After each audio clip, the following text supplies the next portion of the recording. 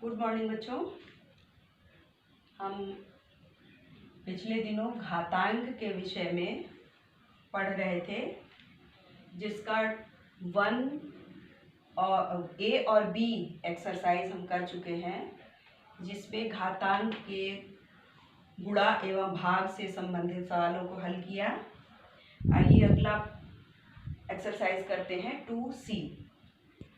इसमें पहला क्वेश्चन है कि 12 into 12 into 12 into 12 into 12 into 12 को घात के रूप में व्यक्त कीजिए। तो जैसा कि आपने पढ़ा कि किसी भी आधार के घात के रूप में जितना अंक होता है उतनी बार उस आधार का गुणा होता है। तो यहाँ पे हम 12 को आधार मान लेंगे और जितनी बार गुणा हुआ है उसको हम उसका घातांक मान लेंगे। तो आधार 12 है, 12 है, तो इस 12 का कितनी बार गुणा हुआ है? 1 2 3 4 5 6।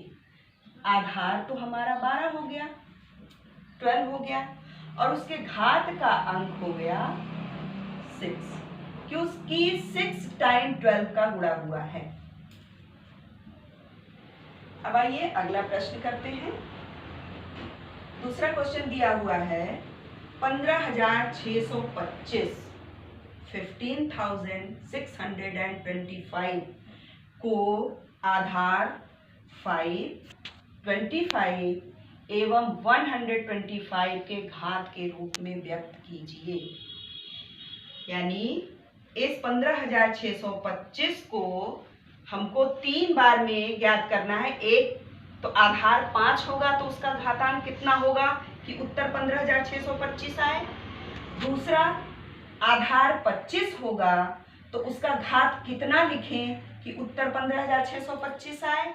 और तीसरा है 125 के घात हम कितना लिखें कि उत्तर 15,625 आए। तो इसके लिए हम 15,625 के अभाज्य गुणनखंड 5 से विभाजित करेंगे। तो लिख लेंगे 15,625 15,625 को हम नंबर 5 से डिवाइड करेंगे। 5 कितना आएगा? 5 तिहाई 15, फिर यहाँ 6 है तो 5 एकम 5, 1 बचा, यहाँ 2, 5 दूनी 10, 2 और 5 बचा 25, 5 बचे 25। फिर 5 से करेंगे, 5 6 का 30, 5 दूनी 10 और 5 बचे 25। फिर 5 से करेंगे, 5 एकम 5, 5 दूनी 10 और 5 पंजे 25।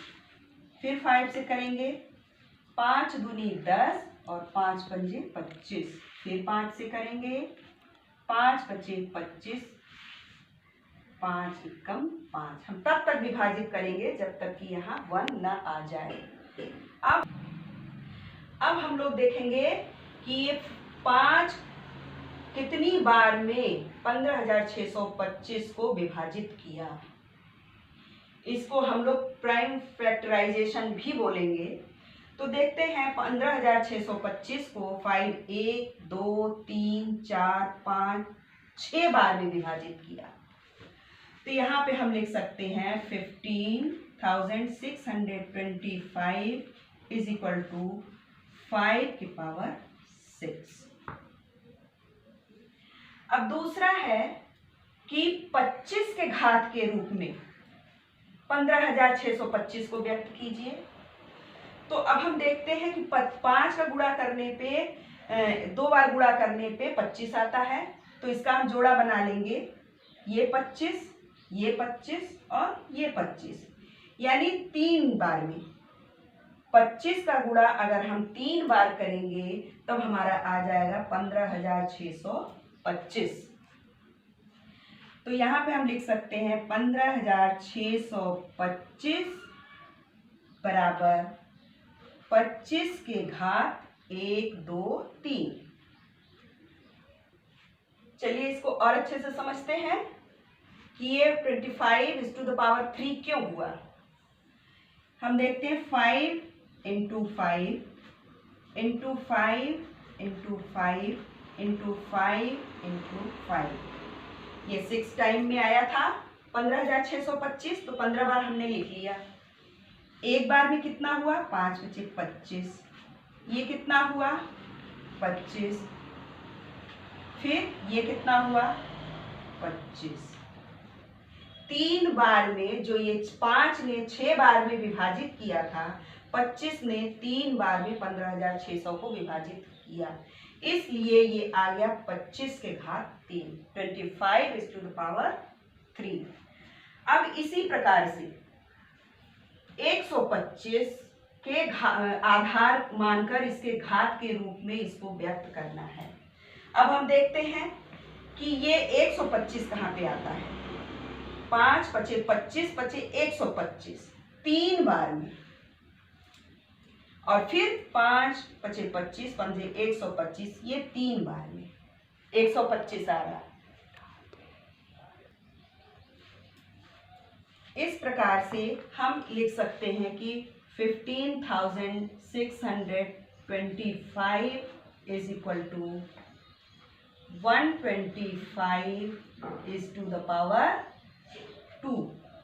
इसमें भी वैसे ही हम देखेंगे अच्छे समझने के लिए। 5 into 5 into 5 into 5 into 5 into 5।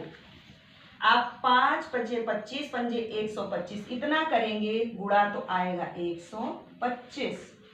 फिर गुणे, फिर इन तीनों का गुणा करेंगे, 5 गुणे 5 गुणे 5, तो इसका भी आएगा 125। और 6 टाइम में 6 बार में इस 5 ने 15,625 को विभाजित किया है, इसलिए 125 15,625 बराबर हो जाएगा 125 के घात 2। अब अगला क्वेश्चन है 0.0001 को 0.01 पर घात के रूप में व्यक्त कीजिए। देखिए बच्चों, इस प्रश्न में दशमलव आ गया। दशमलव आने पर आपको दशमलव के गुणा करने में बहुत सावधानी होनी चाहिए, क्योंकि हम इसमें सिर्फ गुणा करके ही इस चीज को जान सकते हैं। जिसपे घात के रूप में लिखना है उसको हम फिर से उसी अंक में गुणा करेंगे। 0.01 को 0.01 से हम गुणा करेंगे तो हम पाएंगे पॉइंट के दशमलव के गुणे में हमेशा हम जिसमें गुणा कर रहे हैं और जिससे गुणा कर रहे हैं, दोनों का मिला करके दशमलव के बाद जितने अंक हैं उत्तर में भी इकाई के तरफ से उतने अंक के बाद ही दशमलव लगता है। तो पहले हम गुणा कर लेते हैं। 1 1 जा 1, 1 0 0, 0 1 जा 0, 0 जा 0। फिर हम इसको क्या करते हैं, जोड़ते हैं, 1 0 और 0। अब हम देखते हैं कि दशमलव के बाद दाहिनी ओर कितने अंक हैं। तो 1 2 3 4। हमें उत्तर में भी दशमलव के दाहिनी ओर 4 अंक चाहिए, लेकिन हम देख रहे हैं गुणा करने के पश्चात यहाँ पे 1 2 3 अंक प्राप्त हैं। तो हमें 4 अंक करने के लिए हम स्वयं एक 0 बढ़ा करके यहाँ पे पॉइंट लगा देंगे। तो हमारा यही है, इसी को 0.0001 को ही 0.01 के घात के रूप में लिखना है। तो हम देख रहे हैं कि 2 बार गुणा करने पर ही हमारा ये उत्तर आ गया। तो हम यहाँ पे लिखेंगे 0.0001 is equal to 0.01 is to the power 2, यानी 0.01 का गुणा 0.01 में करने पर हमको प्राप्त होगा 0.0001। जोड़ और घटाने में हम देखते हैं कि दशमलव बिल्कुल ठीक नीचे उतरता है, लेकिन गुणे में हमें सावधानी करनी पड़ती है कि जिसमें गुणा करते हैं और जिससे गुणा करते हैं उन दोनों में मिला करके दशमलव के बाद जितने अंक होते हैं उत्तर में भी उतने अंक दशमलव के बाद आने चाहिए।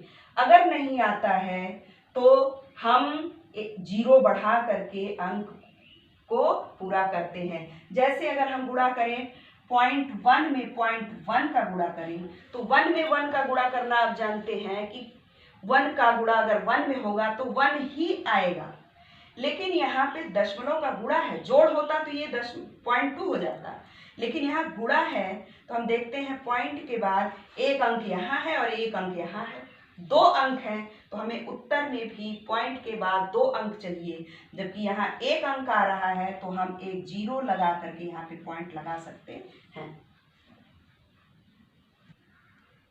अब आज की कक्षा आपकी समाप्त होती है। धन्यवाद।